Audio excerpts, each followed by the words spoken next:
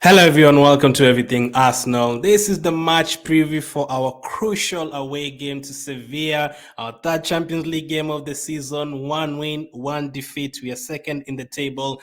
A must not lose game. I'd like to say a must win game, but I expect it to be very, very tough.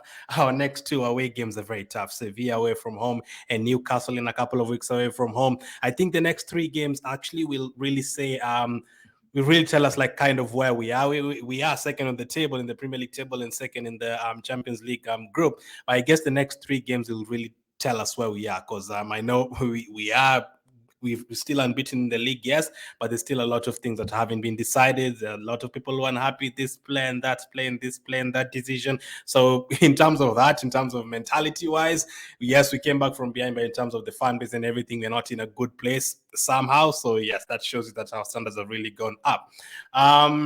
Last game against Lens, we lost. It was a game that surprised us all. I did not expect us to lose that game, but Lens turned up and they beat us surprisingly 2-1, and that was our first loss of the campaign. And they went top of the group.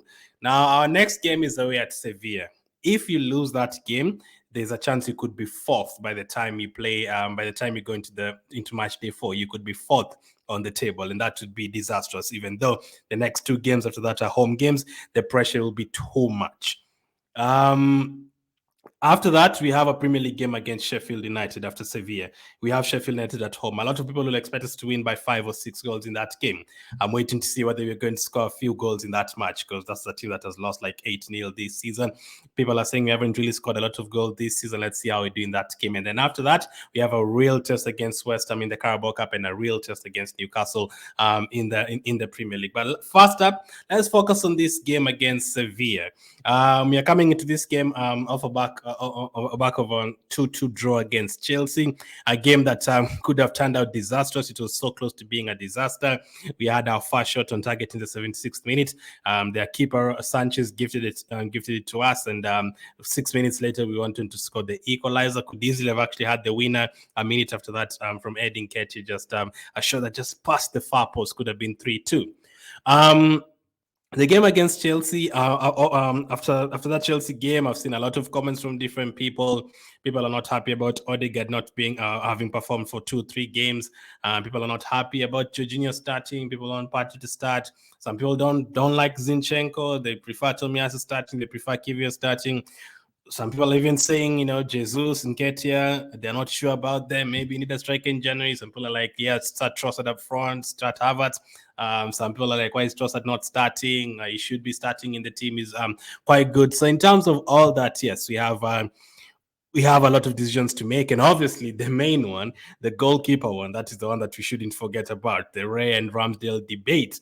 That is a huge, huge debate. I've sat down, I've done my lineup for this match. I'll give it to you soon. And I've really thought about a couple of positions. I was like, should we go for this one? Should we go for that one? Should this one start in this game? Because Sevilla are not an easy team. This season, they've not performed well, yes, but they recently changed their manager. And in the first game in the La Liga yesterday, they drew with Real Madrid, and they actually went toe to toe.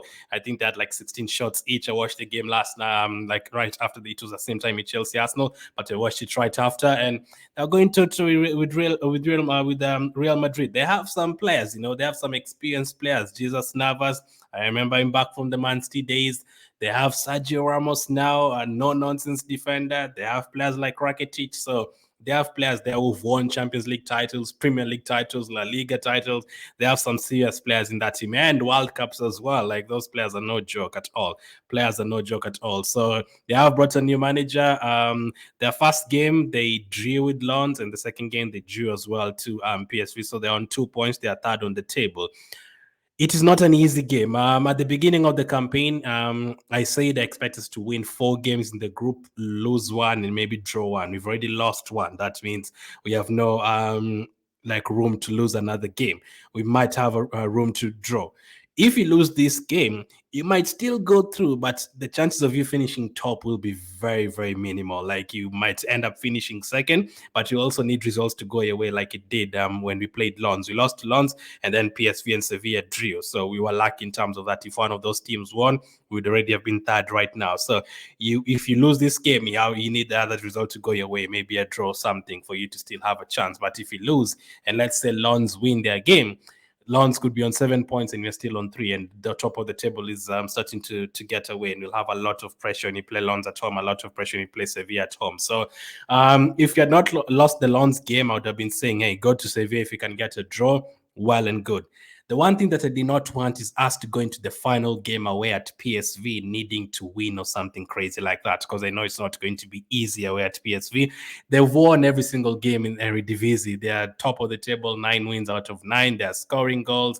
Yes, we beat them easily at our place, but last season we saw when you went to their place, they're not the same team there. We beat them at our place last season, but they beat us at their place. Could have been 3-0 or 4-0. So I don't want us to go into that game needing a win. I remember, it was 2015 or 2016, somewhere there.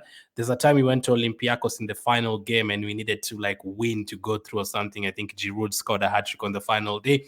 I don't want that kind of situation. I was hoping by the time you get to match day 6, we've already gone through and you can even afford to, rest a few players here and there for that busy December period where we are going to play Liverpool, I think West Ham, I think Aston Villa or Brighton, one of them. We're going to have a busy December as always. And this time, since there's no World Cup and there's no postponements because of COVID and all that, this is the first December schedule you're going to have back in the day, we used to have 6-7 games in December. It's going to be tough. So I don't want us to go into that December period needing to also win our 6th Champions League game.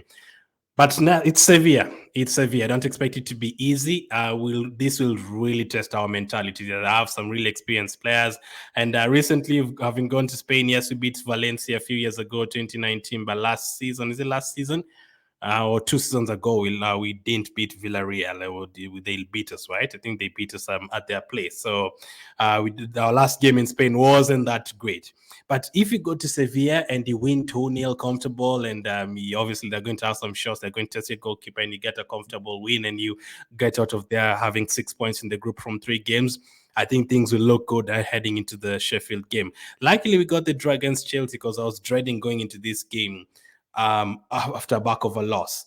And I had said a week ago on Monday that these 2 games, Sevilla and Chelsea, are more worried about the Sevilla game more than the Chelsea game. Chelsea are close to beating us. So if I'm actually right in terms of that, and Sevilla put up a better performance than Chelsea did, or we put up a more shocking performance than we did against Chelsea, then it's going to be even tougher. But you can't underestimate them. You have to go there and take everything seriously. Obviously, there was a bit of bad luck against Sevilla, against Lens, like Saka getting injured. We didn't want him to start. White did not start in that game.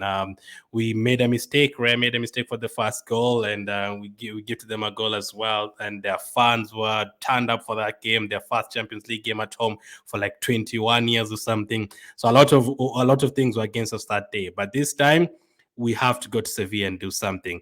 Last season, Man United went there. I think it was last season, and they lost. Was it 3-1 or something? So Sevilla is not an easy team, as I've already said many times. So, which kind of lineup can get us through this game? That is the question.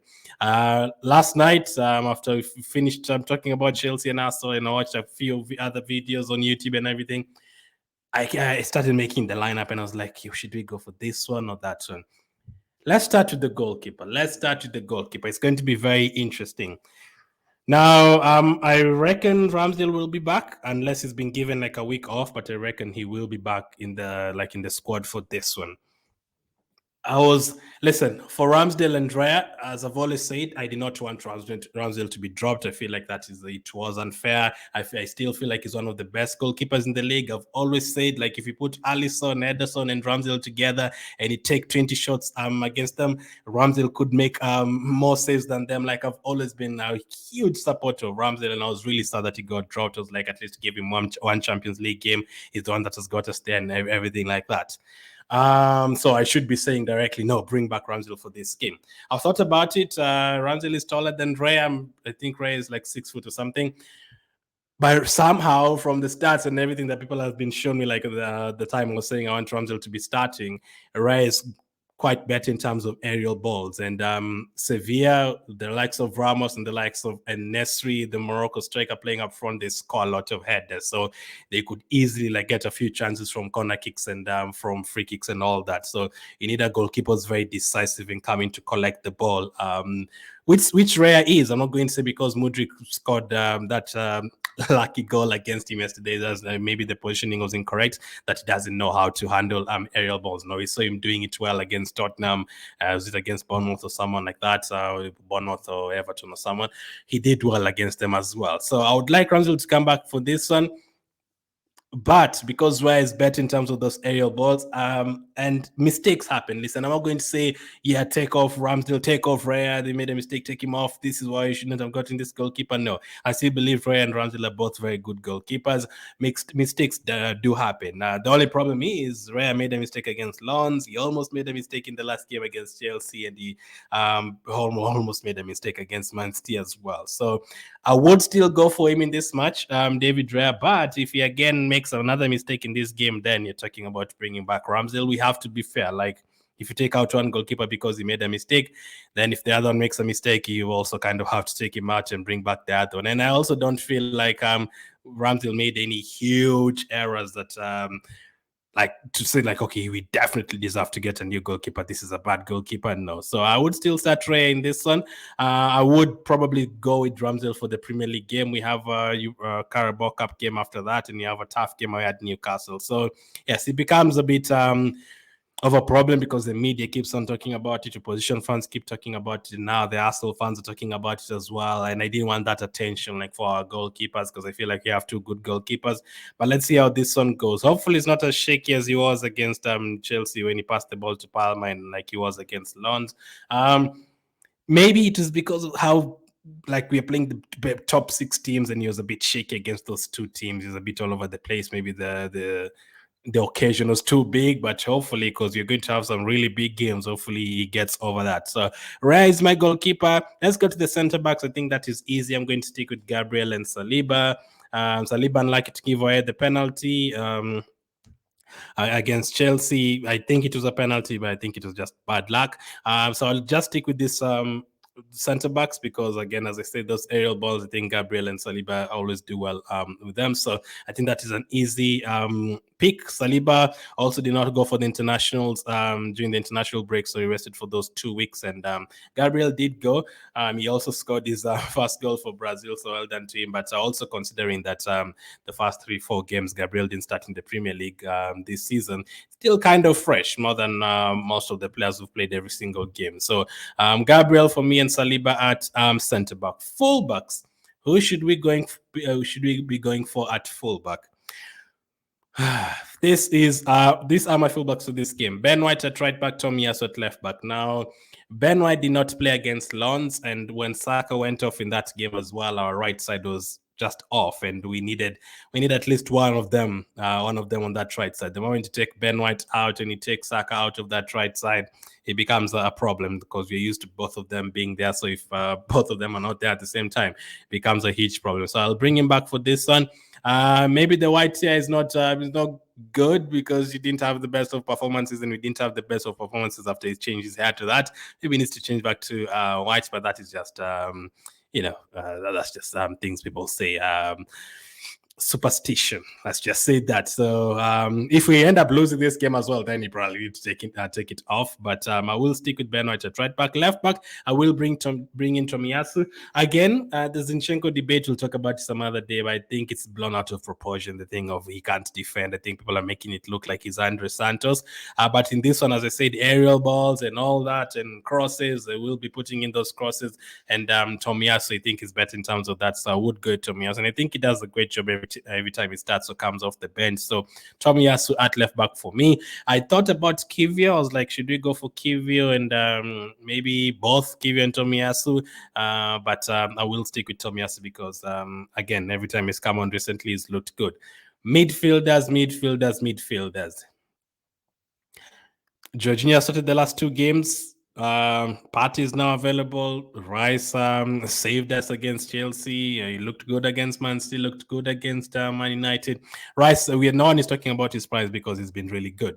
Odegaard hasn't been on form, that is for sure. Fabio Vieira didn't even make the bench the last game. Smith Rowe came on. Havertz is there. Trossard is there.